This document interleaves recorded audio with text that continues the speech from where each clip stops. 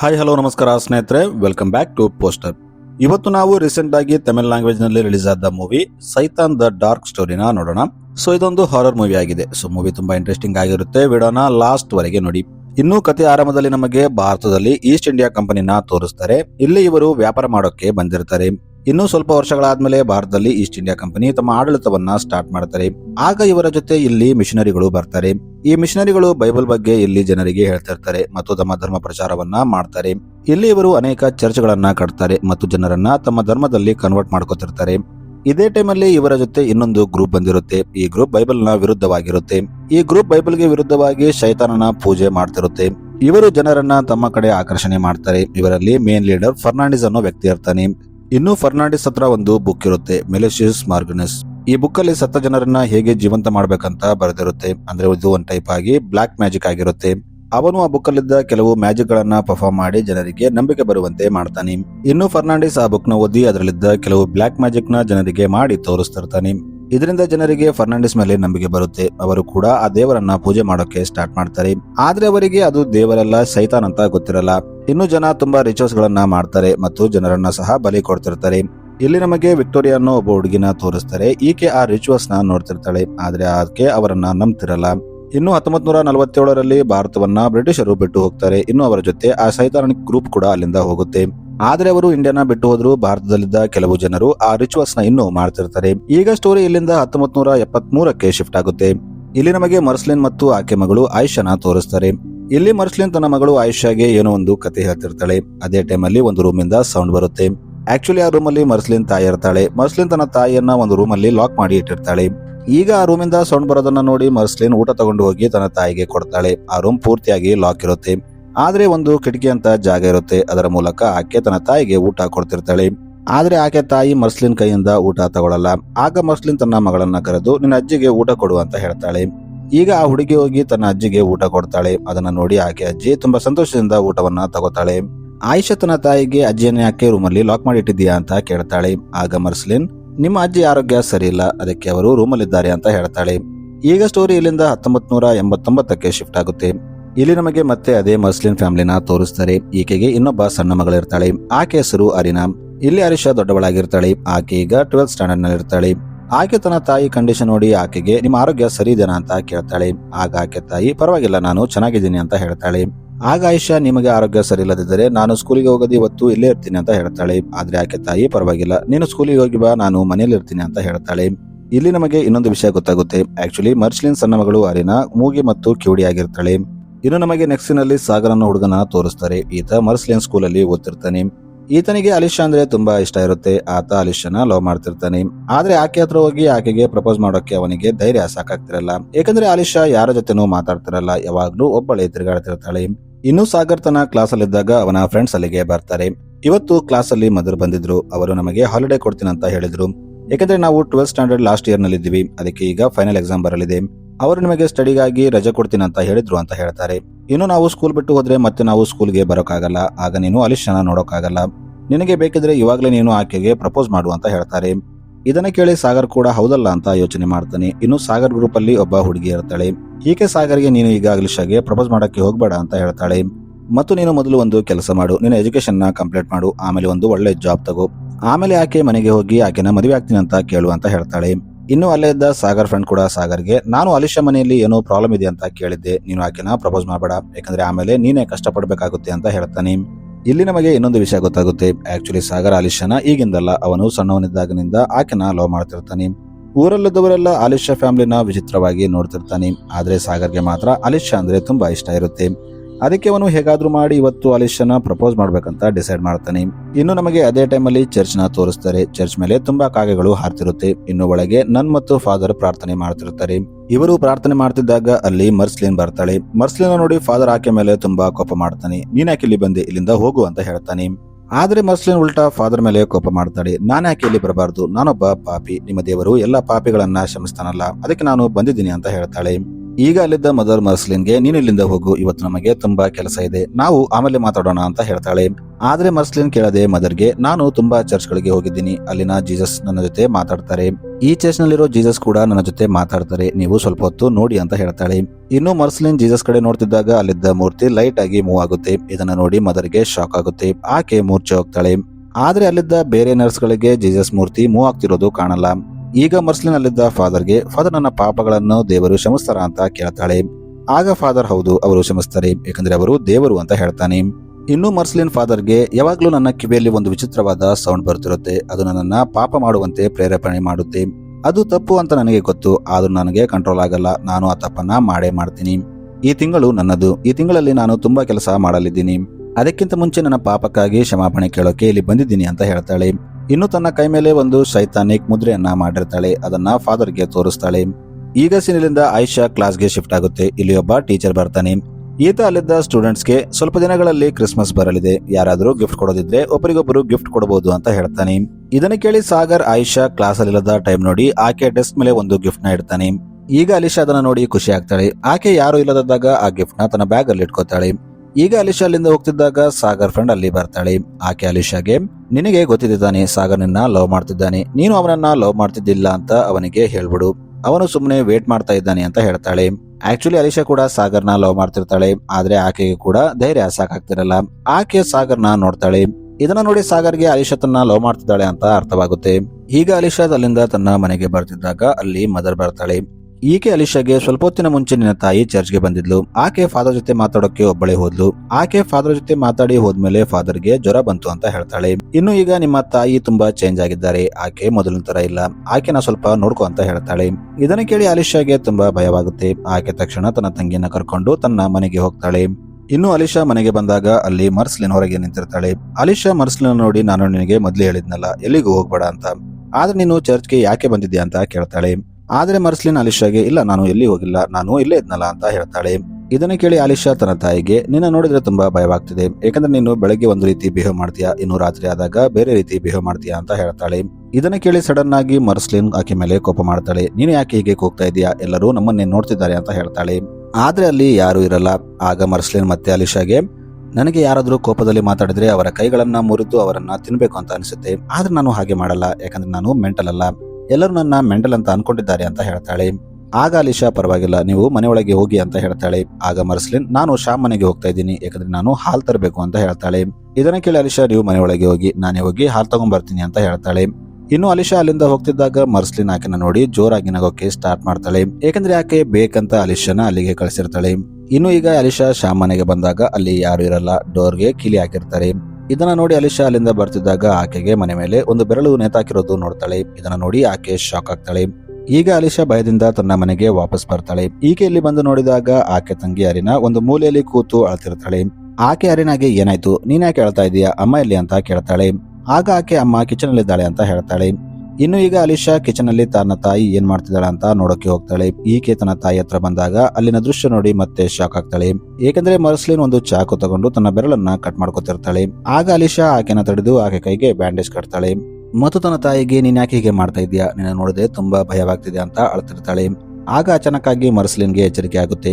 ಆಕೆ ಅಲಿಶಾಗೆ, ನಾನು ಏನ್ ಮಾಡ್ತಿದ್ದೀನಿ ಅಂತ ನನಗೆ ಅರ್ಥ ಆಗ್ತಿಲ್ಲ ಅಂತ ಅಳ್ತಿರ್ತಾಳೆ. ಇನ್ನು ರಾತ್ರಿ ಆದಾಗ ಇವರು ಮೂರು ಊಟ ಮಾಡ್ಬೇಕಂತ ಕೂತಿರ್ತಾರೆ. ಆಗ ಮರ್ಸ್ಲಿನ್ ಅಲಿಶಾಗೆ, ನಾವು ಪ್ರೇಯರ್ ಮಾಡೋಣ ಅಂತ ಹೇಳ್ತಾಳೆ.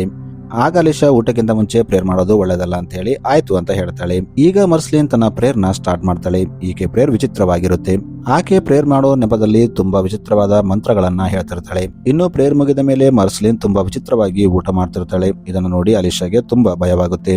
ಇನ್ನು ಮಾರನೇ ದಿನ ಬೆಳಗ್ಗೆ ಆದಾಗ ಅಲಿಶಾ ಸ್ಕೂಲ್ಗೆ ರೆಡಿ ಆಗಿರ್ತಾಳೆ. ಆದ್ರೆ ಆಕೆಗೆ ಸ್ಕೂಲ್ಗೆ ಹೋಗಕ್ಕೆ ಇಂಟ್ರೆಸ್ಟೇ ಬರ್ತಿರಲ್ಲ.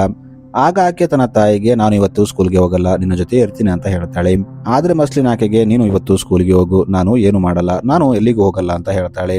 ಇನ್ನು ನಿನಗೆ ಡೌಟ್ ಇದ್ರೆ ನನ್ನ ರೂಮಲ್ಲಿ ಲಾಕ್ ಮಾಡಿ ಹೋಗು ಅಂತ ಹೇಳ್ತಾಳೆ. ಆದ್ರೆ ಅಲಿಶಾ, ನಾನು ಹಾಗೆ ಮಾಡೋಕ್ಕಾಗಲ್ಲ ಅಂತ ಹೇಳ್ತಾಳೆ. ಇದನ್ನ ಕೇಳಿ ಮರ್ಸ್ಲಿನ್ ವಿಚಿತ್ರವಾಗಿ ಸೌಂಡ್ ಮಾಡ್ತಾಳೆ ಮತ್ತು ಆಕೆ ಅಲಿಶಾ ಮೇಲೆ ತುಂಬಾ ಕೋಪ ಮಾಡ್ತಾಳೆ. ಆಗ ಅಲಿಶಾಗೆ ಬೇರೆ ಆಪ್ಷನ್ ಇಲ್ಲದೆ ತನ್ನ ತಾಯಿನ ಲಾಕ್ ಮಾಡಿ ಅಲ್ಲಿಂದ ಸ್ಕೂಲ್ಗೆ ಹೋಗ್ತಾಳೆ. ಇನ್ನು ಅಲಿಶಾ ಸ್ಕೂಲ್ಗೆ ಬಂದಾಗ ಇಲ್ಲಿ ತನ್ನ ಕಿವಿಯಲ್ಲಿ ವಿಚಿತ್ರವಾದ ಸೌಂಡ್ ಬರ್ತಿರುತ್ತೆ ಮತ್ತು ಆಕೆ ಜೊತೆ ವಿಚಿತ್ರವಾದ ಘಟನೆ ನಡೀತಿರುತ್ತೆ. ಆಕೆಗೆ ಸ್ಕೂಲ್ ಎಲ್ಲ ಫ್ರೀಸ್ ಆಗಿರೋ ತರ ಅನಿಸುತ್ತೆ ಮತ್ತು ತಾನೊಬ್ಬಳೇ ಅಲ್ಲಾಡ್ತಿರ್ತಾಳೆ. ಆದ್ರೆ ಸ್ವಲ್ಪ ಹೊತ್ತಿಗೆ ಎಲ್ಲ ನಾರ್ಮಲ್ ಆಗುತ್ತೆ. ಆಗ ಅಲಿಶಾಗೆ ಕಿಟಕಿಯಲ್ಲಿ ಒಂದು ಕಾಗೆ ಕಾಣುತ್ತೆ. ಆಕೆ ಅದನ್ನ ಅಲ್ಲಿಂದ ಹೋಗು ಅಂತ ಹೇಳ್ತಿರ್ತಾಳೆ. ಆದ್ರೆ ಕ್ಲಾಸ್ ಅಲ್ಲಿದ್ದ ಯಾರಿಗೂ ಆ ಕಾಗೆ ಕಾಣ್ತಿರಲ್ಲ. ಇಲ್ಲಿ ಅಲಿಶಾ ವಿಚಿತ್ರವಾಗಿ ಮಾಡ್ತಿರೋದನ್ನ ನೋಡಿ ಕ್ಲಾಸ್ ಟೀಚರ್ ಆಕೆಗೆ ಬೈತಾಳೆ ಮತ್ತು ಮದರ್ ಹೇಳೋದಕ್ಕೆ ನಿನ್ನ ಈ ಕ್ಲಾಸ್ ಅಲ್ಲಿ ತಗೊಂಡಿದ್ವಿ, ಈಗ ನೋಡಿದ್ರೆ ನೀನು ವಿಚಿತ್ರವಾಗಿ ಮಾಡ್ತಿದ್ಯಾ, ಹೋಗಿ ಮದರ್ನ ಭೇಟಿಯಾಗು ಅಂತ ಹೇಳ್ತಾಳೆ. ಈಗ ಟೀಚರ್ ಫೋರ್ಸ್ಫುಲಿ ಅಲಿಶಾನ ಮದರ್ ಹತ್ರ ಕರ್ಕೊಂಡು ಹೋಗ್ತಾಳೆ. ಈಗ ಸೀನಿಲ್ಲಿಂದ ಇನ್ನೊಂದು ಫ್ಯಾಮಿಲಿ ಕಡೆ ಶಿಫ್ಟ್ ಆಗುತ್ತೆ. ಇಲ್ಲಿ ತಾಯಿ ಮತ್ತು ಒಬ್ಬ ಮಗಳನ್ನ ತೋರಿಸ್ತಾರೆ. ಈಕೆ ತನ್ನ ಮಗಳಿಗೆ ರೈಮ್ಸ್ ಹೇಳೋದನ್ನ ಕಲಿಸ್ತಿರ್ತಾಳೆ. ಇನ್ನು ಆಕೆ ತನ್ನ ಮಗಳ ಕಡೆ ನೋಡಿದಾಗ ಅಲ್ಲಿ ಆಕೆ ಮಗಳಿರಲ್ಲ. ಇದನ್ನ ನೋಡಿ ಅವರು ತುಂಬಾ ಭಯಪಡ್ತಾರೆ. ಈಗ ಎಲ್ಲ ಕಡೆ ತನ್ನ ಮಗಳನ್ನ ಹುಡುಕ್ತಾರೆ. ಆದ್ರೆ ಆ ಸಣ್ಣ ಹುಡುಗಿ ಮರ್ಸ್ಲಿನ್ ಹತ್ರ ಇರ್ತಾಳೆ. ಮರ್ಸ್ಲಿನ್ ಆಕೆನ ವಿಚಿತ್ರವಾಗಿ ನೋಡ್ತಿರ್ತಾಳೆ. ಅಂದ್ರೆ ಇಲ್ಲಿ ಮರ್ಸ್ಲಿನೇ ಆ ಹುಡುಗಿನ ಕಿಡ್ನಾಪ್ ಮಾಡಿರ್ತಾಳೆ. ಈಗ ಸೀನ್ ಅಲಿಶಾ ಕಡೆ ಶಿಫ್ಟ್ ಆಗುತ್ತೆ. ಇಲ್ಲಿ ಅಲಿಶಾ ಪ್ರಿನ್ಸಿಪಲ್ ರೂಮ್ ಇಂದ ಹೊರಗೆ ಬಂದಾಗ ಅಲ್ಲಿ ಸಾಗರ್ ಫ್ರೆಂಡ್ ಬರ್ತಾಳೆ. ಈಕೆ ಅಲಿಶಾಗೆ ಒಂದು ಸೈಕ್ಯಾಟ್ರಿಕ್ ನಂಬರ್ ಕೊಟ್ಟು ಇವರನ್ನ ಹೋಗಿ ಮೀಟ್ ಆಗು ಅಂತ ಹೇಳ್ತಾಳೆ. ಆಕ್ಚುಲಿ ಸಾಗರೇ ಆ ಸೈಕ್ಯಾಟ್ರಿಕ್ ನಂಬರ್ ನ ಅಲಿಶಾಗೆ ಕೊಡುವಂತೆ ಆಕೆ ಕೈಯಲ್ಲಿ ಕಳಿಸಿರ್ತಾನೆ. ಇದನ್ನ ನೋಡಿ ಅಲಿಶಾಗೆ ತುಂಬಾ ಕೋಪ ಬರುತ್ತೆ. ನಾನು ಮೆಂಟಲ್ ಆಗಿದ್ದೀನಂತ ನೀವೆಲ್ಲ ಡಿಸೈಡ್ ಮಾಡ್ಕೊಂಡ್ರ ಅಂತ ಆಕೆಗೆ ಬೈತಾಳೆ. ಈಗ ಅಲಿಶಾ ಅಲ್ಲಿಂದ ತನ್ನ ಮನೆಗೆ ಬರ್ತಾಳೆ. ಈಕೆ ದಾರಿಯಲ್ಲಿ ಬರ್ತಿದ್ದಾಗ ಒಂದು ಕಡೆ ತುಂಬಾ ಜನ ಗುಂಪಾಗಿ ಸೇರಿರ್ತಾರೆ. ಇಲ್ಲಿ ಅಲಿಶಾಗೆ ಆ ಸಣ್ಣ ಹುಡುಗಿ ಮಿಸ್ ಆಗಿದ್ದಾಳೆ ಅಂತ ಗೊತ್ತಾಗುತ್ತೆ. ಆಗ ಅಲಿಶಾಗೆ ತನ್ನ ತಾಯಿ ಮೇಲೆ ಡೌಟ್ ಬರುತ್ತೆ. ಆಕೆ ತಕ್ಷಣ ತನ್ನ ಮನೆಗೆ ಬರ್ತಾಳೆ. ಈಕೆ ಮನೆಗೆ ಬಂದು ಅಲ್ಲಿ ತನ್ನ ಮನೆ ಡೋರ್ನ ಓಪನ್ ಮಾಡಿದಾಗ ಅಲ್ಲಿ ಮರ್ಸ್ಲಿನ್ ಇರ್ತಾಳೆ. ಇದನ್ನ ನೋಡಿ ಅಲಿಶಾಗೆ ಏನೂ ಅರ್ಥವಾಗಲ್ಲ. ಆಕೆ ಸುಮ್ಮನಾಗ್ತಾಳೆ. ಇನ್ನು ರಾತ್ರಿ ಆದಾಗ ಇವರು ಮತ್ತೆ ಡಿನ್ನರ್ ಮಾಡೋಕೆ ಕೂತ್ಕೋತಾರೆ. ಆಗ ಮರ್ಸ್ಲಿನ್ ಮತ್ತೆ ನಾನು ಪ್ರೇಯರ್ ಮಾಡ್ತೀನಿ ಅಂತ ಹೇಳ್ತಾಳೆ. ಇದನ್ನ ಕೇಳಿ ಅಲಿಶಾಗೆ ಭಯವಾಗುತ್ತೆ. ಆದ್ರೂ ಆಕೆ ಸುಮ್ಮನಿರ್ತಾಳೆ. ಈಗ ಮರ್ಸ್ಲಿನ್ ಮತ್ತೆ ಪ್ರೇಯರ್ ಮಾಡ್ತಾಳೆ. ಈಕೆ ಪ್ರೇಯರ್ ಮಾಡ್ತಿದ್ದಾಗ ಅಚಾನಕ್ ಆಗಿ ಆ ಮನೇಲಿದ್ದ ಕರೆಂಟ್ ಹೋಗುತ್ತೆ. ಇನ್ನು ಅಲಿಶಾ ಅಜ್ಜಿ ಒಳಗಿಂದ ಡೋರ್ ನಾಕ್ ಮಾಡ್ತಿರ್ತಾಳೆ. ನನಗೆ ಊಟ ಕೊಡಿ ಅಂತ ಕೂಗ್ತಿರ್ತಾಳೆ. ಇನ್ನು ಈಗ ಸ್ವಲ್ಪ ಹೊತ್ತಾದ್ಮೇಲೆ ಕರೆಂಟ್ ಬರುತ್ತೆ. ಆಗ ಅಲಿಶಾ ಹೋಗಿ ತನ್ನ ಅಜ್ಜಿಗೆ ಊಟ ಕೊಡ್ತಾಳೆ. ಆಕೆ ತನ್ನ ಅಜ್ಜಿಗೆ ಊಟ ಕೊಟ್ಟು ವಾಪಸ್ ಬಂದಾಗ ಇಲ್ಲಿ ಮರ್ಸ್ಲಿನ್ ಇರಲ್ಲ. ಇನ್ನು ಅರಿನಾ ಒಂದು ಕಡೆ ಕೂತು ಅಳ್ತಿರ್ತಾಳೆ. ಇದನ್ನು ನೋಡಿ ಅಲಿಶಾಗೆ ಮರ್ಸ್ಲಿನ್ ಮತ್ತೇನೋ ಮಾಡ್ತಿದ್ದಾಳೆ ಅಂತ ಅರ್ಥವಾಗುತ್ತೆ.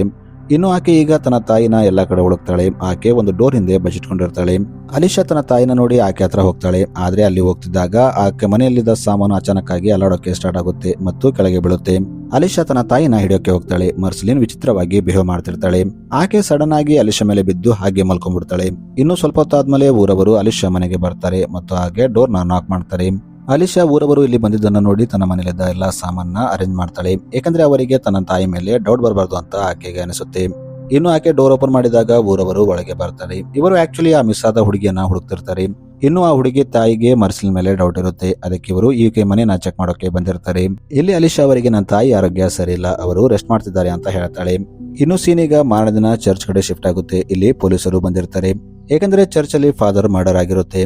ಇಲ್ಲಿ ಮದರ್ ಪೊಲೀಸರಿಗೆ ಸ್ವಲ್ಪ ದಿನದಿಂದ ಫಾದರ್ ಆರೋಗ್ಯ ಸರಿ ಇದ್ದಿಲ್ಲ, ಅವರು ತಮ್ಮ ಮನೆಯಲ್ಲಿ ರೆಸ್ಟ್ ಮಾಡ್ತಿದ್ರು, ಆದ್ರೆ ಚರ್ಚ್ಗೆ ಯಾವಾಗ ಬಂದ್ರೋ ಗೊತ್ತಿಲ್ಲ ಅಂತ ಹೇಳ್ತಾಳೆ.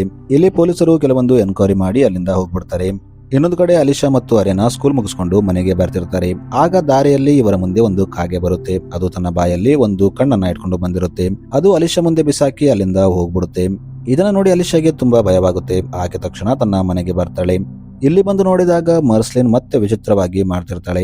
ಆಕೆ ತನ್ನ ತಲೆನ ಗೋಡೆಗೆ ಹೊಡ್ಕೋತಿರ್ತಾಳೆ. ಅಲಿಶಾ ಹಿಂದೆಯಿಂದ ಹೋಗಿ ಆಕೆ ತಾಯಿನ ತಡಿತಾಳೆ. ಆಕೆ ತನ್ನ ತಾಯಿನ ತನ್ನ ಕಡೆ ತಿರುಗಿಸಿದಾಗ ಅಲ್ಲಿನ ದೃಶ್ಯ ನೋಡಿ ಶಾಕ್ ಆಗ್ತಾಳೆ.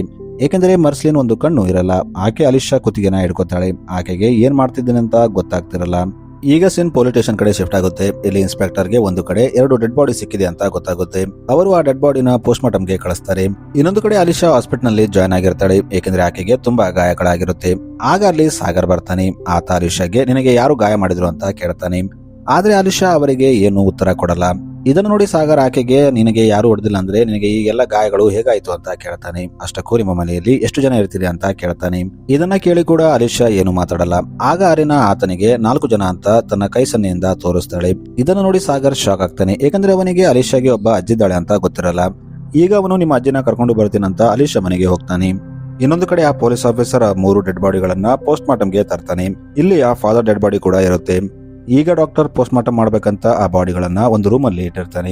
ಈಗ ವಾರ್ಡ್ ಬಾಯ್ ಹೋಗಿ ಫಾದರ್ ಬಾಡಿನ ಟಚ್ ಮಾಡ್ತಾನೆ. ಆಗ ಅಚಾನಕ್ ಆಗಿ ಲೈಟ್ ಬ್ಲಿಂಕ್ ಆಗೋಕೆ ಸ್ಟಾರ್ಟ್ ಆಗುತ್ತೆ. ಇನ್ನು ಅಲ್ಲಿ ಕರೆಂಟ್ ಹೋಗುತ್ತೆ. ಸ್ವಲ್ಪ ಹೊತ್ತಾದ್ಮೇಲೆ ಕರೆಂಟ್ ಬಂದಾಗ ಫಾದರ್ ಬಾಡಿ ಒಂದು ಜಾಗದಿಂದ ಇನ್ನೊಂದು ಜಾಗಕ್ಕೆ ಶಿಫ್ಟ್ ಆಗಿರುತ್ತೆ. ಇದನ್ನ ನೋಡಿ ವಾರ್ಡ್ ಬಾಯ್ ಶಾಕ್ ಆಗ್ತಾನೆ. ಅವನು ಡಾಕ್ಟರ್ಗೆ ನಾವು ಫಾದರ್ ಬಾಡಿನ ಇಲ್ಲೇ ಇಟ್ಟಿದ್ವಲ್ಲ, ಆ ಕಡೆ ಹೇಗೆ ಹೋಯ್ತು ಅಂತ ಕೇಳ್ತಾನೆ. ಆದ್ರೆ ಡಾಕ್ಟರ್ ಬಾಡ್ ಬಾಯ್ ಕುಡಿದು ಬಂದಿದ್ದಾನೆ ಅಂತ ಅನ್ಕೋತಾನೆ. ಈಗ ಇವರು ಪೋಸ್ಟ್ ಮಾರ್ಟಮ್ ಮಾಡ್ಬೇಕಂತ ಫಾದರ್ ಶರ್ಟ್ ತೆಗೆದಾಗ ಅವನ ಬಾಡಿಯಲ್ಲಿ ವಿಚಿತ್ರವಾದ ಸಿಂಬಲ್ ಗಳಿರುತ್ತೆ ಮತ್ತು ಅಲ್ಲಿದ್ದ ಸಾಮಾನೆಲ್ಲ ಅಲ್ಲಾಡೋಕೆ ಸ್ಟಾರ್ಟ್ ಆಗುತ್ತೆ. ಇದನ್ನ ನೋಡಿ ಡಾಕ್ಟರ್ಸ್ ಕೂಡ ಭಯ ಪಡ್ತಾರೆ. ಅವರು ಅಲ್ಲಿಂದ ಹೊರಗೆ ಓಡಿ ಬರ್ತಾರೆ. ಇನ್ನು ಅಲ್ಲಿ ಚರ್ಚ್ ಕಡೆಯವರು ಬರ್ತಾರೆ. ಇವರು ಇನ್ಸ್ಪೆಕ್ಟರ್ಗೆ ಫಾದರ್ ಬಾಡಿನ ಪೋಸ್ಟ್ ಮಾರ್ಟಮ್ ಮಾಡಬೇಡಿ, ಅದು ಹೇಗಿದೆನೋ ಹಾಗೆ ನಮಗೆ ಕೊಟ್ಬಿಡಿ ಅಂತ ಹೇಳ್ತಾರೆ. ಏಕೆಂದ್ರೆ ನಿಮಗೆ ನಮ್ಮ ಊರಿನವರ ಬಗ್ಗೆ ಗೊತ್ತಿಲ್ಲ ಅಂತ ಹೇಳ್ತಾನೆ. ಇದನ್ನ ಕೇಳಿ ಪೊಲೀಸ್ ಇನ್ಸ್ಪೆಕ್ಟರ್ಗೂ ವಿಚಿತ್ರ ಅನಿಸುತ್ತೆ. ಆತ ಬಾಡಿಗಳನ್ನ ಹೂತಾಕ್ಬೇಕಂತ ಸಮಾಧಿಗೆ ತಗೊಂಡು ಹೋಗ್ತಾನೆ. ಇನ್ನೊಂದು ಕಡೆ ಸಾಗರ್ ಮತ್ತು ಅವನ ಫ್ರೆಂಡ್ ಅಲಿಶಾ ಮನೆಗೆ ಹೋಗಿರ್ತಾರೆ. ಇವರು ಅಲಿಶಾ ಅಜ್ಜಿನ ಕರ್ಕೋಬೇಕಂತ ಇಲ್ಲಿ ಬಂದಿರ್ತಾರೆ. ಆದ್ರೆ ಇಲ್ಲಿ ಸಾಗರ್ ಫ್ರೆಂಡ್ಗೆ ಭಯವಾಗ್ತಿರುತ್ತೆ. ಅವನು ಸಾಗರ್ಗೆ ನಾವು ಇಲ್ಲಿಂದ ಹೋಗ್ಬಿಡೋಣ ಅಂತ ಹೇಳ್ತಾನೆ. ಆದ್ರೆ ಸಾಗರ್ ಅವನ ಮಾತನ್ನ ಕೇಳದೆ ಇಲ್ಲಿ ಅಲಿಶಾ ಅಜ್ಜಿ ಒಬ್ಬಳಿದ್ದಾಳೆ, ಆಕೆನ ಹೀಗೆ ಬಿಟ್ಟು ಹೋಗಕ್ಕಾಗಲ್ಲ ಅಂತ ಹೇಳ್ತಾನೆ. ಈಗ ಇವರು ಮನೆ ಒಳಗೆ ಹೋದಾಗ ಅಲ್ಲಿ ಮರ್ಸ್ಲಿನ್ ಇರಲ್ಲ. ಸಾಗರ ಮನೆಯಲ್ಲಿ ಅಜ್ಜಿ ನೀವು ಎಲ್ಲಿದ್ದೀರಾ, ನಾವು ನಿಮ್ಮನ್ನ ಕರ್ಕೊಂಡು ಹೋಗಕ್ಕೆ ಬಂದಿದ್ದೀವಿ ಅಂತ ಕೂಗ್ತಾನೆ. ಆಗ ಒಂದು ರೂಮಿಂದ ಸೌಂಡ್ ಬರುತ್ತೆ. ಇದನ್ನ ನೋಡಿ ಸಾಗರ್ ಅಲಿಶಾ ಅಜ್ಜಿ ಇಲ್ಲೇ ಇರ್ಬೇಕಂತ ಅರ್ಥ ಮಾಡ್ಕೋತಾನೆ. ಈಗ ಅವನು ಆ ರೂಮ್ ಹತ್ರ ಹೋಗಿ ನೀವು ಡೋರ್ ಓಪನ್ ಮಾಡಿ, ನೀವು ಡೋರ್ ಓಪನ್ ಮಾಡಿಲ್ಲ ಅಂದ್ರೆ ನಾನೇ ಮುರಿದು ಒಳಗೆ ಬರ್ತೀನಿ ಅಂತ ಹೇಳ್ತಾನೆ. ಆಗ ಅಚಾನಕ್ ಆಗಿ ಆ ರೂಮ್ ಡೋರ್ ಓಪನ್ ಆಗುತ್ತೆ. ಈಗ ಸಾಗರ್ ಒಳಗೆ ಹೋಗಿ ನೋಡಿದಾಗ ಅಲ್ಲಿ ಯಾರು ಇರಲ್ಲ. ಅಲ್ಲಿ ಒಂದು ಪೆಟ್ಟಿಗೆ ಇರುತ್ತೆ. ಸಾಗರ್ ಅದನ್ನ ಓಪನ್ ಮಾಡಿ ನೋಡಿದಾಗ ಅಲ್ಲಿ ಅಲಿಶಾ ಅಜ್ಜಿ ಮತ್ತು ಆಕೆ ತಾತನ ಫೋಟೋ ಇರುತ್ತೆ. ಈಗ ಅಚಾನಕ್ ಆಗಿ ಆ ರೂಮ್ ಡೋರ್ ಕ್ಲೋಸ್ ಆಗುತ್ತೆ. ಇದನ್ನ ನೋಡಿ ಸಾಗರ್ ತುಂಬಾ ಭಯ ಪಡ್ತಾನೆ. ಅವನು ಹೊರಗೆ ಹೋಗಕ್ಕೆ ಟ್ರೈ ಮಾಡ್ತಾನೆ. ಆಗ ಅಲ್ಲಿ ವಿಚಿತ್ರವಾದ ಸೌಂಡ್ ಬರ್ತಿರುತ್ತೆ. ಸಾಗರ್ ತನ್ನ ಫ್ರೆಂಡ್ ನ ಕೂಗ್ತಾನೆ. ಆದ್ರೆ ಆತನಿಗೆ ಸಾಗರ್ ಎಲ್ಲಿದ್ದಾನೆ ಅಂತ ಗೊತ್ತಾಗಲ್ಲ. ಇನ್ನು ಸಾಗರ್ ಈಗ ತುಂಬಾ ಕಷ್ಟಪಟ್ಟು ಆ ರೂಮಿಂದ ಹೊರಗೆ ಬರ್ತಾನೆ. ಇವರು ಹೊರಗೆ ಬಂದಾಗ ಅಲ್ಲಿ ವಿಚಿತ್ರವಾದ ಸೌಂಡ್ ಬರ್ತಿರುತ್ತೆ. ಇನ್ನು ಆ ಮನೆಯಲ್ಲಿದ್ದ ಕ್ರಾಸಸ್ ಎಲ್ಲ ತಂತಾನೆ ಉಲ್ಟಾ ಆಗ್ತಿರುತ್ತೆ. ಈಗ ಸೀನ್ ಅಲ್ಲಿಂದ ಸ್ಮಶಾನದ ಕಡೆ ಶಿಫ್ಟ್ ಆಗುತ್ತೆ. ಅಲ್ಲಿ ಆ ಪೊಲೀಸರು ಹೆಣನ ಊತಾಗಬೇಕಂತ ಸಮಾಧಿಯನ್ನ ತೋಡಿಸ್ತಿದ್ದಾಗ ಅಲ್ಲಿ ಒಂದು ಫ್ರೆಶ್ ಹೆಣ ಇರುತ್ತೆ. ಅದನ್ನ ನೋಡಿ ಅವರೆಲ್ಲ ಶಾಕ್ ಆಗ್ತಾರೆ. ಆಕ್ಚುಲಿ ಇದು ಅಲಿಶಾ ಅಜ್ಜಿಯ ಶವ ಇರುತ್ತೆ. ಈಕೆ ಹೆಸರು ವಿಕ್ಟೋರಿಯಾ ಆಗಿರುತ್ತೆ.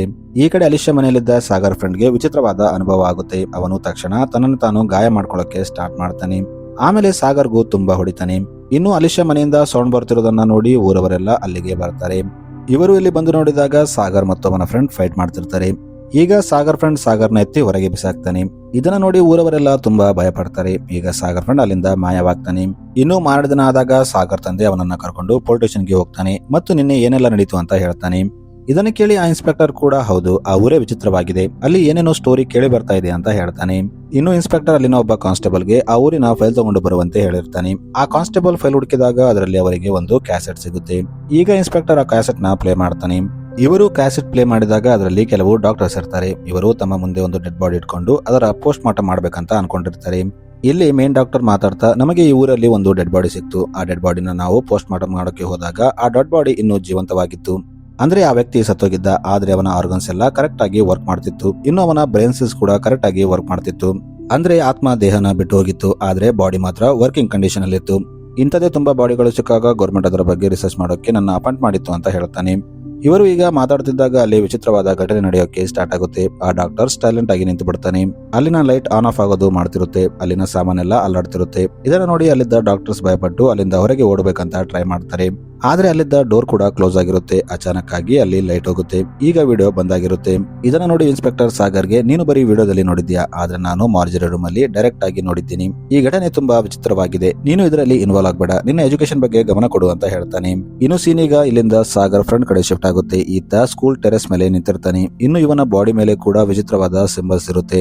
ಅವನು ಅಚಾನಕ್ ಆಗಿ ಸ್ಕೂಲ್ ಮೇಲಿಂದ ಜಂಪ್ ಮಾಡಿ ಸತ್ತೋಗ್ತಾನೆ. ಇದನ್ನ ನೋಡಿ ಸಾಗರ್ಗೆ ತುಂಬಾ ದುಃಖ ಆಗುತ್ತೆ. ಇನ್ನೊಂದು ಕಡೆ ಮರ್ಸ್ಲಿನ್ ತೋರಿಸ್ತಾರೆ. ಈಕೆ ಹಾಸ್ಪಿಟಲ್ ನಲ್ಲಿ ಅಡ್ಮಿಟ್ ಆಗಿರ್ತಾಳೆ. ಆಗ ಅಲ್ಲಿ ಮದರ್ ಬರ್ತಾಳೆ. ಈಕೆ ಮರ್ಸ್ಲಿನ್ಗೆ ನೀನು ಏನ್ ಮಾಡಿದ್ಯಾ ನೋಡಿದ್ಯಾ, ನಿನ್ನ ಜೀವನ ಹಾಳು ಮಾಡ್ಕೊಳೋದಲ್ಲದೆ ನಿನ್ನ ಮಕ್ಕಳ ಜೀವನ ಕೂಡ ಹಾಳು ಮಾಡ್ತಾ ಇದೀಯಾ ಅಂತ ಹೇಳ್ತಾಳೆ. ಇನ್ನು ಮದರ್ ಅಲ್ಲಿಂದ ಹೋಗ್ತಿದ್ದಾಗ ಮರ್ಸ್ಲಿನ್ ಅಚಾನಕ್ ಆಗಿ ಎದ್ದು ಆಕೆ ಕೈನ ಹಿಡ್ಕೊತಾಳೆ. ಇನ್ನು ಈಗ ಸ್ವಲ್ಪ ಹೊತ್ತಾದ್ಮೇಲೆ ಅಲ್ಲಿ ಸಾಗರ್ ಮತ್ತು ಇನ್ಸ್ಪೆಕ್ಟರ್ ಬರ್ತಾರೆ. ಇಲ್ಲಿ ಅವರು ಮರ್ಸ್ಲಿನ್ ರೂಮ್ಗೆ ಹೋದಾಗ ಅಲ್ಲಿ ಮರ್ಸ್ಲಿನ್ ಇರಲ್ಲ ಮತ್ತು ಗೋಡೆ ಮೇಲೆ ವಿಚಿತ್ರವಾದ ಸಿಂಬಲ್ಗಳು ಬರೆದಿರ್ತವೆ. ಇದನ್ನ ನೋಡಿ ಸಾಗರ್ ತಕ್ಷಣ ಪೋಸ್ಟ್ ಮಾರ್ಟಮ್ ರೂಮ್ಗೆ ಹೋಗ್ತಾನೆ. ಇವನು ಇಲ್ಲಿ ಬಂದು ನೋಡಿದಾಗ ಅಲ್ಲಿ ಮದರ್ ಡೆಡ್ ಬಾಡಿ ಇರುತ್ತೆ. ಇದನ್ನ ನೋಡಿ ಸಾಗರ್ ಶಾಕ್ ಆಗ್ತಾನೆ. ಈಗ ನಮಗೆ ಮರ್ಸ್ಲಿನ ತೋರಿಸ್ತಾರೆ. ಈಕೆ ಮದರ್ ಬಟ್ಟೆನ ಹಾಕೊಂಡಿರ್ತಾಳೆ. ಈಕೆ ಅಲ್ಲಿಂದ ಸ್ಕೂಲ್ಗೆ ಹೋಗಿ ತನ್ನ ಸಣ್ಣ ಮಗಳು ಅರಿನನ ಎತ್ಕೊಂಡು ಹೋಗ್ತಾಳೆ. ಇದು ಗೊತ್ತಾಗಿ ಸಾಗರ್ ಮತ್ತು ಇನ್ಸ್ಪೆಕ್ಟರ್ ಮರ್ಸ್ಲಿನ್ ಮನೆಗೆ ಬರ್ತಾರೆ. ಇಲ್ಲಿ ಬಂದು ನೋಡಿದಾಗ ಅರಿನಾ ಒಂದು ರೂಮ್ ಅಲ್ಲಿ ಮಲ್ಕೊಂಡಿರ್ತಾಳೆ. ಈಗ ಸಾಗರ್ ಆಕೆನ ಎತ್ಕೊಂಡು ಅಲ್ಲಿಂದ ಹೋಗ್ತಾನೆ. ಆಗ ಇನ್ಸ್ಪೆಕ್ಟರ್ ಕಾನ್ಸ್ಟೇಬಲ್ ನ ಕರೆದು ಆ ಮಹಿಳೆ ಎಲ್ಲಿದ್ದಾಳೆ ಅಂತ ಆಕೆನ ಹುಡುಕಿ ಅಂತ ಹೇಳ್ತಾನೆ. ಇವರು ಆಕೆನ ಹುಡುಕ್ತಿದ್ದಾಗ ಅಚಾನಕ್ ಆಗಿ ಏನೋ ಆಗುತ್ತೆ. ಅವರು ತಮ್ಮನ್ನೇ ತಾವು ಶೂಟ್ ಮಾಡ್ಕೊಂಡು ಸಾಯ್ತಿರ್ತಾರೆ. ಇನ್ನು ಈ ಮನೆಯಲ್ಲಿ ಎಲ್ಲಾ ಕಡೆ ಮನುಷ್ಯರ ಬೆರಳನ್ನ ಕಟ್ ಮಾಡಿ ನೇತಾಕಿರ್ತಾರೆ. ಈಗ ಇನ್ಸ್ಪೆಕ್ಟರ್ಗೆ ಮರ್ಸ್ಲಿನ್ ಸಿಗ್ತಾಳೆ. ಅವನು ಆಕೆನ ಅರೆಸ್ಟ್ ಮಾಡಿ ಜೀಪ್ ಅಲ್ಲಿ ಕುಂದ್ರಿಸ್ತಾನೆ. ಅದೇ ಟೈಮಲ್ಲಿ ಊರವರು ಇವರ ಮೇಲೆ ಅಟ್ಯಾಕ್ ಮಾಡೋಕೆ ಸ್ಟಾರ್ಟ್ ಮಾಡ್ತಾರೆ. ಇದನ್ನ ನೋಡಿ ಇನ್ಸ್ಪೆಕ್ಟರ್ಗೂ ಏನು ಅರ್ಥವಾಗಲ್ಲ. ಅವನು ತನ್ನ ಗನ್ ತೆಗೆದು ಅವರನ್ನು ಹೆದರಿಸಿ ಅಲ್ಲಿಂದ ಓಡಿಸ್ತಾನೆ. ಇನ್ನೊಂದು ಕಡೆ ಸಾಗರ್ ಅರಿನಾನ ತನ್ನ ಮನೆಗೆ ಕರ್ಕೊಂಡು ಹೋಗ್ತಾನೆ. ಏಕೆಂದ್ರೆ ಈಗ ಅರಿನಾಗೆ ಯಾರು ಇರಲ್ಲ.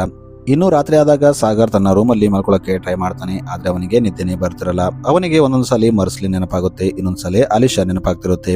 ಇವನ ಕಿವಿಯಲ್ಲಿ ವಿಚಿತ್ರವಾದ ಸೌಂಡ್ ಬರ್ತಿರುತ್ತೆ. ಇದರಿಂದ ಅವನಿಗೆ ತುಂಬಾ ನೋವಾಗ್ತಿರುತ್ತೆ. ಆಗ ಅವನು ಒಂದು ಚಾಕು ತಗೊಂಡು ತನ್ನ ಕಿವಿಗೆ ಹೊಡ್ಕೋತಾನೆ.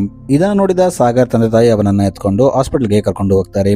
ಇನ್ನು ಮಾರನೇ ದಿನ ಬೆಳಗ್ಗೆ ಸಾಗರ್ ಇನ್ಸ್ಪೆಕ್ಟರ್ ಹತ್ರ ಹೋಗ್ತಾನೆ ಮತ್ತು ಆತನಿಗೆ ಇದೆಲ್ಲ ಫಾದರ್ ಸತ್ ಮೇಲೆ ಸ್ಟಾರ್ಟ್ ಆಯ್ತು, ಅದಕ್ಕೆ ನಾವು ಫಾದರ್ ಮನೆಗೆ ಹೋಗಿ ಚೆಕ್ ಮಾಡಿದ್ರೆ ನಮಗೆ ಏನಾದ್ರೂ ಕ್ಲೂ ಸಿಗಬಹುದು ಅಂತ ಹೇಳ್ತಾನೆ. ಈಗ ಇನ್ಸ್ಪೆಕ್ಟರ್ಗೂ ಕೂಡ ಇದು ನಿಜ ಅಂತ ಅನಿಸುತ್ತೆ. ಈಗ ಅವನು ಸಾಗರ್ನ ಕರ್ಕೊಂಡು ಫಾದರ್ ಮನೆಗೆ ಹೋಗ್ತಾನೆ. ಇವರು ಇಲ್ಲಿ ಸರ್ಚ್ ಮಾಡಿದಾಗ ಸಾಗರ್ಗೆ ಒಂದು ಬುಕ್ ಅಲ್ಲಿ ಒಂದು ಫೋಟೋ ಸಿಗುತ್ತೆ. ಅದರಲ್ಲಿ ಕೆಲವು ಡಾಕ್ಟರ್ಸ್ ಇರ್ತಾರೆ ಮತ್ತು ಅವರ ಜೊತೆಗೆ ಫಾದರ್ ಕೂಡ ಇರ್ತಾನೆ. ಇನ್ನು ಸಾಗರ್ ಆ ಫೋಟೋನ ತೆರೆಸಿ ನೋಡಿದಾಗ ಅದರಲ್ಲಿ ಅವರ ಹೆಸರು ಕೂಡ ಇರುತ್ತೆ. ಇವರು ಈಗ ಆ ಹೆಸರಿರೋ ವ್ಯಕ್ತಿಗಳನ್ನು ಹುಡ್ಕೊಂಡು ಅವರ ಮನೆಗೆ ಹೋಗ್ತಾರೆ. ಇವರು ಒಂದು ಅಡ್ರೆಸ್ಗೆ ಬಂದಾಗ ಅಲ್ಲಿ ಒಬ್ಬ ಮುದುಕ ವ್ಯಕ್ತಿ ಇರ್ತಾನೆ. ಈತನನ್ನ ನೋಡಿ ಸಾಗರ್ ಅವನಿಗೆ ನಾವು ಹಸಿನಾಪುರದಿಂದ ಬಂದಿದ್ದೀವಿ, ಅಲ್ಲಿ ಫಾದರ್ ತೀರ್ಕೊಂಡಿದ್ದಾರೆ ಅಂತ ಹೇಳ್ತಾನೆ. ಇದನ್ನು ಕೇಳಿ ಆ ವ್ಯಕ್ತಿಗೆ ತುಂಬಾ ಭಯವಾಗುತ್ತೆ. ಅವನು ಸಾಗರ್ ಮತ್ತು ಇನ್ಸ್ಪೆಕ್ಟರ್ಗೆ ನೀವು ಬೇಗ ಇಲ್ಲಿಂದ ಹೋಗ್ಬಿಡಿ, ನಾನು ಏನು ಹೇಳೋಕ್ಕಾಗಲ್ಲ ಅಂತ ಹೇಳ್ತಾನೆ. ಆಗ ಸಾಗರ್ ಅವನಿಗೆ ರಿಕ್ವೆಸ್ಟ್ ಮಾಡ್ತಾನೆ. ಅಲಿಶಾ ಮತ್ತು ಮರ್ಸ್ಲಿನ್ ಬಗ್ಗೆ ಹೇಳ್ತಾನೆ. ಇನ್ನು ನನ್ನ ಫ್ರೆಂಡ್ ಕೂಡ ಮೇಲಿಂದ ಬಿದ್ದು ಸತ್ತೋದ ಅಂತ ಹೇಳ್ತಾನೆ. ಇನ್ನು ನೀವು ನಿಜ ಹೇಳಿಲ್ಲ ಅಂದ್ರೆ ಆ ಊರಲ್ಲಿ ಇನ್ನು ಎಷ್ಟು ಹೆಣ ಬೀಳುತ್ತೋ ಗೊತ್ತಿಲ್ಲ ಅಂತ ಹೇಳ್ತಾನೆ. ಇದನ್ನು ಕೇಳಿ ಆ ವ್ಯಕ್ತಿ ಇದನ್ನೆಲ್ಲ ವಿಕ್ಟೋರಿಯಾನೇ ಮಾಡ್ತಿದ್ದಾಳೆ, ಇದೆಲ್ಲ ಆಕೆಯಿಂದನೇ ಸ್ಟಾರ್ಟ್ ಆಯ್ತು ಅಂತ ಹೇಳ್ತಾನೆ. ಈಗ ಸ್ಟೋರಿ 1950ಕ್ಕೆ ಹೋಗುತ್ತೆ. ಇಲ್ಲಿ ನಮಗೆ ಅದೇ ಊರನ್ನ ತೋರಿಸ್ತಾರೆ. ಇಲ್ಲಿನ ಜನ ವಿಚಿತ್ರವಾಗಿರ್ತಾರೆ. ಈ ಊರು ನೋಡೋಕೆ ತುಂಬಾ ಸುಂದರವಾಗಿರುತ್ತೆ. ಆದ್ರೆ ಇಲ್ಲಿನ ಜನ ದೇವರಿಗೆ ಪೂಜೆ ಮಾಡದೆ ವಿಚಿತ್ರವಾದ ಮೂರ್ತಿಗೆ ಪೂಜೆ ಮಾಡ್ತಿರ್ತಾರೆ. ಇನ್ನು ಅವರ ಮೂರ್ತಿಗೆ ಬಲಿಯನ್ನ ಕೊಡ್ತಿರ್ತಾರೆ. ಈಗ ನಮಗೆ ಇಲ್ಲಿ ಒಬ್ಬ ವ್ಯಕ್ತಿನ ತೋರಿಸ್ತಾರೆ. ಈಕೆ ವೈಫ್ ಪ್ರೆಗ್ನೆಂಟ್ ಆಗಿರ್ತಾಳೆ. ಆಗ ಆತ 2 ಕೋಳಿ ಮರಿಗಳನ್ನ ತಗೊಂಡು ಸ್ಯಾಕ್ರಿಫೈಸ್ ಮಾಡ್ಬೇಕಂತ ಆ ಮೂರ್ತಿ ಮುಂದೆ ಬಿಸಾಕ್ತಾನೆ. ಆ ಮೂರ್ತಿ ಏನು ಮಾಡಲ್ಲ. ಆದ್ರೆ ಅಲ್ಲಿ ಅಚಾನಕ್ ಆಗಿ ಒಂದು ಕಾಗೆ ಬಂದು ಆ ಕೋಳಿಗಳನ್ನ ಎತ್ಕೊಂಡು ಹೋಗ್ಬಿಡುತ್ತೆ. ಇನ್ನು ಇದೇ ಊರಲ್ಲಿ ವಿಕ್ಟೋರಿಯಾ ಅನ್ನೋ ಮಹಿಳೆ ಇರ್ತಾಳೆ. ಈಕೆ ಮಗಳ ಹೆಸರೇ ಮರ್ಸ್ಲಿನ್ ಆಗಿರುತ್ತೆ. ಮರ್ಸ್ಲಿನ್ ಆ ಟೈಮಲ್ಲಿ ಇನ್ನೂ ಸಣ್ಣವಳಾಗಿರ್ತಾಳೆ. ವಿಕ್ಟೋರಿಯಾಗೆ ಒಬ್ಬ ಹಸ್ಬೆಂಡ್ ಕೂಡ ಇರ್ತಾನೆ. ಆದ್ರೆ ಆತ ಪ್ಯಾರಲೈಸ್ ಆಗಿರ್ತಾನೆ. ಆದ್ರೂ ವಿಕ್ಟೋರಿಯಾ ಆ ಸೈತನ್ನ ಪೂಜೆ ಮಾಡದೆ ದೇವರನ್ನ ನಂಬ್ಕೊಂಡಿರ್ತಾಳೆ. ಒಂದಲ್ಲ ಒಂದು ದಿನ ದೇವರು ತನ್ನ ಗಂಡನ್ನ ಚೆನ್ನಾಗಿ ಮಾಡ್ತಾರೆ. ಆಗ ಅವನು ಕೆಲಸಕ್ಕೆ ಹೋಗ್ತಾನೆ ಅಂತ ವೇಟ್ ಮಾಡ್ತಿರ್ತಾಳೆ. ಇನ್ನು ಸೀನಿಗ ಮತ್ತೆ ಅದೇ ವ್ಯಕ್ತಿ ಕಡೆ ಶಿಫ್ಟ್ ಆಗುತ್ತೆ. ಈತನ ಹೆಂಡತಿಗೆ ಡೆಲಿವರಿ ಆಗಿರುತ್ತೆ. ಈತನಿಗೆ ಒಂದು ಮಗು ಹುಟ್ಟಿರುತ್ತೆ. ಆದ್ರೆ ಅದು ಅನಾರೋಗ್ಯದಿಂದ ಇರುತ್ತೆ. ಇದು ಗೊತ್ತಾಗಿ ವಿಕ್ಟೋರಿಯಾ ಅಲ್ಲಿಗೆ ಬರ್ತಾಳೆ. ಈಕೆ ಆ ಮಗುಗೆ ಟ್ರೀಟ್ಮೆಂಟ್ ಕೊಡೋಕೆ ಹೋಗ್ತಿರ್ತಾಳೆ. ಆದ್ರೆ ವಿಕ್ಟೋರಿಯಾನ ಬೈದು ಅಲ್ಲಿಂದ ಕಳಿಸ್ಬಿಡ್ತಾನೆ. ನನಗೆ ನಿನ್ನ ಅವಶ್ಯಕತೆ ಇಲ್ಲ, ನನ್ನ ದೇವರು ಇದನ್ನ ಚೆನ್ನಾಗಿ ಮಾಡ್ತಾನೆ ಅಂತ ಹೇಳ್ತಾನೆ. ಆದ್ರೂ ಸ್ವಲ್ಪ ದಿನ ವೇಟ್ ಮಾಡಿದ್ರು ಆ ಮಗು ಚೆನ್ನಾಗಾಗ್ತಿರಲ್ಲ. ಆಗ ಆ ಮಗುವಿನ ತಂದೆ ಸೈತಾನನ ಮೂರ್ತಿ ಹತ್ರ ಹೋಗ್ತಾನೆ ಮತ್ತು ತನ್ನ ಮಗ ಚೆನ್ನಾಗಾಗ್ಬೇಕಂತ ತನ್ನನ್ನೇ ತಾನು ಆ ಮೂರ್ತಿಗೆ ಬಲಿ ಕೊಡ್ತಾನೆ. ಇನ್ನು ಇದು ಆ ವ್ಯಕ್ತಿಯ ಹೆಂಡತಿಗೆ ಗೊತ್ತಾದಾಗ ಆಕೆ ಬಂದು ತುಂಬಾ ಅಳ್ತಾಳೆ. ಆದ್ರೆ ಊರಿನವರಿಗೆ ಇದು ನಾರ್ಮಲ್ ಆಗಿರುತ್ತೆ. ಅವರು ಅಷ್ಟೇನು ತಲೆ ಕೆಡಿಸ್ಕೊಳ್ಳಲ್ಲ. ಇನ್ನು ಸ್ವಲ್ಪ ದಿನ ಆದ್ಮೇಲೆ ವಿಕ್ಟೋರಿಯಾ ಹಸ್ಬೆಂಡ್ ಕೂಡ ಸತ್ತೋಗ್ತಾನೆ. ಇದನ್ನ ನೋಡಿ ವಿಕ್ಟೋರಿಯಾಗೆ ತುಂಬಾ ಬೇಜಾರಾಗುತ್ತೆ. ಆಕೆ ನಾವು ದೇವರನ್ನ ನಂಬೋದು ವೇಸ್ಟ್, ಯಾಕಂದ್ರೆ ದೇವರು ನಮ್ಮ ಕಷ್ಟಕ್ಕೆ ಹೆಲ್ಪ್ ಮಾಡಲ್ಲ, ಅವನು ನಮ್ಮನ್ನ ಸಫರ್ ಮಾಡೋಕೆ ಇಲ್ಲಿ ಬಿಟ್ಟಿದ್ದಾನೆ. ನಾನು ನನ್ನ ಗಂಡನ್ನ ಹೇಗಾದ್ರೂ ಮಾಡಿ ಮತ್ತೆ ಬದುಕಿಸ್ತೀನಿ ಅಂತ ಯೋಚನೆ ಮಾಡ್ತಾಳೆ. ಈಗ ಆಕೆ ಆ ಸತ್ತ ವ್ಯಕ್ತಿಯ ಹೆಂಡತಿನ ಕರೀತಾಳೆ ಮತ್ತು ತನ್ನ ಗಂಡನ್ನ ಕರ್ಕೊಂಡು ಹೋಗಿ ಆ ಸೈತಾನ್ ಮುಂದೆ ಇಡ್ತಾಳೆ. ಇಲ್ಲಿ ವಿಕ್ಟೋರಿಯಾ ಆ ಸೈತಾನ್ಗೆ ಬಲಿ ಕೊಟ್ಟು ಹೇಗಾದ್ರೂ ಮಾಡಿ ತನ್ನ ಗಂಡನ್ನ ಮತ್ತೆ ಬದುಕಿಸ್ಬೇಕಂತ ಟ್ರೈ ಮಾಡ್ತಿರ್ತಾಳೆ. ಈಗ ವಿಕ್ಟೋರಿಯಾ ಹೇಗಾದ್ರೂ ಮಾಡಿ ತನ್ನ ಗಂಡನ್ನ ಮತ್ತೆ ಬದುಕಿಸ್ಬೇಕಂತ ಅಲ್ಲಿದ್ದ ಒಂದು ಸಮಾಧಿನ ತೋಡೋಕೆ ಸ್ಟಾರ್ಟ್ ಮಾಡ್ತಾಳೆ. ಇದನ್ನ ನೋಡಿ ಆ ಮಹಿಳೆ ವಿಕ್ಟೋರಿಯಾಗೆ ನೀನು ಹೀಗೆ ಮಾಡೋದು ಸರಿಯಲ್ಲ, ನಿನ್ನ ಗಂಡ ಮತ್ತೆ ಬದುಕಿದ್ರು ಅವನು ಚೆನ್ನಾಗಾಗ್ತಾನೆ ಅಂತ ಗ್ಯಾರಂಟಿ ಇಲ್ಲ ಅಂತ ಹೇಳ್ತಾಳೆ. ಆದ್ರೆ ವಿಕ್ಟೋರಿಯಾ ಕೇಳೋ ಮೂಡಲಿರಲ್ಲ. ಆಕೆ ಆ ಸಮಾಧಿಯನ್ನ ತೋಡಿ ಅದರಲ್ಲಿದ್ದ ಒಂದು ಬುಕ್ ನ ತೆಗಿತಾಳೆ. ಆಕ್ಚುಲಿ ಇದು ಅದೇ ಫರ್ನಾಂಡಿಸ್ ಸಮಾಧಿ ಆಗಿರುತ್ತೆ. ಇದರಲ್ಲಿ ಅವರಿಗೆ ಆ ಬ್ಲಾಕ್ ಮ್ಯಾಜಿಕ್ ನ ಬುಕ್ ಸಿಗುತ್ತೆ. ಈಗ ವಿಕ್ಟೋರಿಯಾ ಅದನ್ನ ತಗೊಂಡು ಆ ಬುಕ್ ಅಲ್ಲಿ ಬರೆದಿದ್ದ ರಿಚುವಲ್ ನ ಸ್ಟಾರ್ಟ್ ಮಾಡ್ತಾಳೆ. ಆದ್ರೆ ಸ್ವಲ್ಪ ಹೊತ್ತಿಗೆ ಅಲ್ಲಿ ಊರಿನವರು ಬರ್ತಾರೆ. ಅವರು ಬಂದು ವಿಕ್ಟೋರಿಯಾಗೆ ತುಂಬಾ ಹೊಡಿತಾರೆ. ಇನ್ನು ಊರಿನವರು ವಿಕ್ಟೋರಿಯಾನ ಕೊಂದು ಅದೇ ಸಮಾಧಿಯಲ್ಲಿ ಹೂತಾಕ್ತಾರೆ. ಈಗ ಸ್ಟೋರಿ ಮತ್ತೆ ಪ್ರೆಸೆಂಟ್ ಟೈಮ್ಗೆ ಬರುತ್ತೆ. ಇಲ್ಲಿ ಆ ವಯಸ್ಸಾದ ವ್ಯಕ್ತಿ ಸಾಗರ್ ಮತ್ತು ಇನ್ಸ್ಪೆಕ್ಟರ್ಗೆ ಇದೆಲ್ಲ ವಿಕ್ಟೋರಿಯಾನೇ ಮಾಡಿದ್ದು. ಆಕೆ ತನ್ನ ಗಂಡನನ್ನ ಬದುಕಿಸೋಕೆ ತುಂಬಾ ಟ್ರೈ ಮಾಡಿದ್ಲು. ಆದ್ರೆ ಆಕೆ ಸತ್ ಮೇಲೆ ಆ ಊರಲ್ಲಿ ವಿಚಿತ್ರವಾದ ಘಟನೆಗಳು ನಡೆಯೋಕೆ ಸ್ಟಾರ್ಟ್ ಆಯ್ತು. ಇದರಿಂದ ಊರಲ್ಲಿದ್ದ ಜನ ಭಯಪಡೋಕೆ ಸ್ಟಾರ್ಟ್ ಮಾಡಿದ್ರು. ಆ ಊರಲ್ಲಿ ಸೈತಾನನ ಪೂಜಾರಿಗಳಿದ್ರು. ಅವರು ಅಲ್ಲಿದ್ದ ಜನರಿಗೆ ಈ ಪ್ರಾಬ್ಲಮ್ ನಿಂದ ನಾವು ಹೊರಗೆ ಬರಬೇಕಾದ್ರೆ ನಾವು ಸೈತಾನನಿಗೆ ಬಲಿ ಕೊಡ್ಬೇಕಂತ ಹೇಳಿದ್ರು. ಈಗ ಅವರು ನರಬಲಿ ಕೊಡೋಕೆ ಸ್ಟಾರ್ಟ್ ಮಾಡಿದ್ರು ಅಂತ ಹೇಳ್ತಾನೆ. ಇನ್ನು ಆ ಟೈಮಲ್ಲಿ ನಾವು ಒಂದು ಬಾಡಿನ ಪೋಸ್ಟ್ ಮಾರ್ಟಮ್ ಮಾಡ್ತಿದ್ದಾಗ ಅಲ್ಲಿ ನನ್ನ ಜೊತೆ ಇದ್ದ ಎಲ್ಲಾ ಡಾಕ್ಟರ್ಸ್ಗಳು ಸತ್ತೋದ್ರು. ನಾನು ತುಂಬಾ ಕಷ್ಟಪಟ್ಟು ಅಲ್ಲಿಂದ ಎಸ್ಕೇಪ್ ಆಗಿದ್ದೆ. ಇನ್ನು ಆ ಟೈಮಲ್ಲಿ ವಿಕ್ಟೋರಿಯಾ ತನ್ನ ಗಂಡನನ್ನ ಬದುಕಿಸೋಕೆ ತುಂಬಾ ಟ್ರೈ ಮಾಡಿದ್ಲು. ಆದ್ರೆ ಆ ಟೈಮಲ್ಲಿ ಆಕೆಯಿಂದ ಆಗ್ಲಿಲ್ಲ. ಈಗ ಆಕೆ ಆತ್ಮ ಆಗಿ ಬಂದು ತನ್ನ ಮಗಳ ಮೂಲಕ ಅದನ್ನ ಮಾಡಿಸ್ಬೇಕಂತ ಟ್ರೈ ಮಾಡ್ತಿದ್ದಾಳೆ. ಇನ್ನು ಆ ಊರವರು 10 ವರ್ಷಕ್ಕೊಮ್ಮೆ ಅಲ್ಲಿ ನರಬಲಿಯನ್ನ ಕೊಡ್ತಾರೆ. ಆ ನರಬಲಿ ನಡೆಯೋ ಕೆಲವು ದಿನಗಳ ಮುಂಚೆ ಇಂಥ ಘಟನೆಗಳು ನಡೆಯುತ್ತೆ. ಜನ ತಮ್ಮನ್ನೇ ತಾವು ಸ್ಯಾಕ್ರಿಫೈಸ್ ಮಾಡ್ಕೋತಾರೆ. ಇನ್ನು ಈ ಊರಿನ ಬಗ್ಗೆ ಫಾದರ್ ಮತ್ತು ನನ್ಗೆ ಗೊತ್ತಾದಾಗ ಅವರು ಇದನ್ನ ಚೇಂಜ್ ಮಾಡ್ಬೇಕು ಅನ್ಕೊಂಡ್ರು. ಅದಕ್ಕೆ ಅವರು ಮಕ್ಕಳಿಗೆ ಒಳ್ಳೆ ಎಜುಕೇಶನ್ ಕೊಡ್ಬೇಕಂತ ಅಲ್ಲಿ ಸ್ಕೂಲ್ ನ ಸ್ಟಾರ್ಟ್ ಮಾಡಿದ್ರು ಅಂತ ಹೇಳ್ತಾನೆ. ಇನ್ನೊಂದು ಕಡೆ ಊರಲ್ಲಿ ಊರಿನ ಎಲ್ಲಾ ಜನ ಒಂದು ಕಡೆ ಗುಂಪು ಸೇರಿರ್ತಾರೆ. ಅಲ್ಲಿದ್ದ ಹಳೆ ಜನ ಅವರಿಗೆ ನಾವು ನಮ್ಮ ಊರಲ್ಲಿ ಮೊದಲಿನಿಂದಲೂ ನಡೆದು ಬಂದ ಸಂಪ್ರದಾಯವನ್ನ ಫಾಲೋ ಮಾಡಬೇಕು ಅಂತ ಹೇಳ್ತಾರೆ. ಆದ್ರೆ ಇನ್ನೊಂದು ಗ್ರೂಪ್ ಅಲ್ಲಿ ಇರುತ್ತೆ, ಅವರು ಅದೆಲ್ಲ ಮೂಢನಂಬಿಕೆ, ಅದನ್ನ ನಾವು ಬಿಟ್ಬಿಡ್ಬೇಕು ಅಂತ ಹೇಳ್ತಾರೆ. ಇನ್ನು ಅವರು ಇದೆಲ್ಲ ಮರ್ಸಲಿಂದನೇ ಆಗಿದ್ದು, ಯಾಕಂದ್ರೆ ಆಕೆ ಯಾರೆಲ್ಲ ಮನೆಗೆ ಹೋಗಿದ್ಲು ಅವರ ಬೆರಳನ್ನ ಕಟ್ ಮಾಡ್ಕೊಂಡು ಬಂದು ತನ್ನ ಮನೆಯಲ್ಲಿ ನೇತಾಕಿದ್ದಾಳೆ. ಇನ್ನು ಯಾರ ಬೆರಳು ಅಲ್ಲಿದನೋ ಆ ಮನೆಯವರು ಮಾತ್ರ ಎಫೆಕ್ಟ್ ಆಗ್ತಿದ್ದಾರೆ ಅಂತ ಹೇಳ್ತಾರೆ. ಈ ಕಡೆ ಮತ್ತೆ ಅದೇ ಮುದುಕ ವ್ಯಕ್ತಿನ ತೋರಿಸ್ತಾರೆ. ಈತನಿಗೆ ಸಾಗರ್ ಆ ಊರಲ್ಲಿದ್ದ ಸಮಸ್ಯೆಯನ್ನ ಹೇಗೆ ಬಗೆಹರಿಸಬೇಕು ಅಂತ ಕೇಳ್ತಾನೆ. ಆಗ ಆತ ಆ ಊರಲ್ಲಿ ಒಂದು ಬುಕ್ ಇದೆ, ಅದರ ಹೆಸರು ಮೆಲಿಷಿಯಸ್ ಮ್ಯಾಗ್ನೇಷಿಯಸ್. ಅದನ್ನ ಸುಟ್ಟಾಕಿದ್ರೆ ಎಲ್ಲಾ ಪ್ರಾಬ್ಲಮ್ ಇಂದ ಬಿಡುಗಡೆ ಆಗ್ಬಹುದು. ಆದ್ರೆ ಆ ಊರಿನವರು ಆ ಬುಕ್ ಅನ್ನ ಸುಡೋಕೆ ಬಿಡಲ್ಲ, ಅದನ್ನ ಅವರು ಪ್ರೊಟೆಕ್ಟ್ ಮಾಡ್ತಿದ್ದಾರೆ ಅಂತ ಹೇಳ್ತಾನೆ. ಏಕೆಂದ್ರೆ ಅವರ ನಂಬಿಕೆ ಪ್ರಕಾರ ಆ ಬುಕ್ ಅನ್ನ ಸುಟ್ರೆ ಊರೆಲ್ಲ ನಾಶವಾಗುತ್ತೆ ಅಂತ ಅವರು ನಂಬ್ತಾರೆ ಅಂತ ಹೇಳ್ತಾನೆ. ಸೊ ಮೂವಿಲಿಗೆ ಎಂಡ್ ಆಗುತ್ತೆ. ಆಕ್ಚುಲಿ ಇದು ಮೂವಿಯ ಚಾಪ್ಟರ್ 1. ಇನ್ನು ಆಲಿಶಾ ಜೊತೆ ಏನಾಯ್ತು, ಆ ಬುಕ್ ನ ಸುಟ್ರ ಇಲ್ಲ ಅಂತ ನಮಗೆ ಚಾಪ್ಟರ್ 2 ನಲ್ಲಿ ಗೊತ್ತಾಗುತ್ತೆ. ಸೊ ಮೂವಿಲಿಗೆ ಎಂಡ್ ಆಗುತ್ತೆ. Thanks for watching.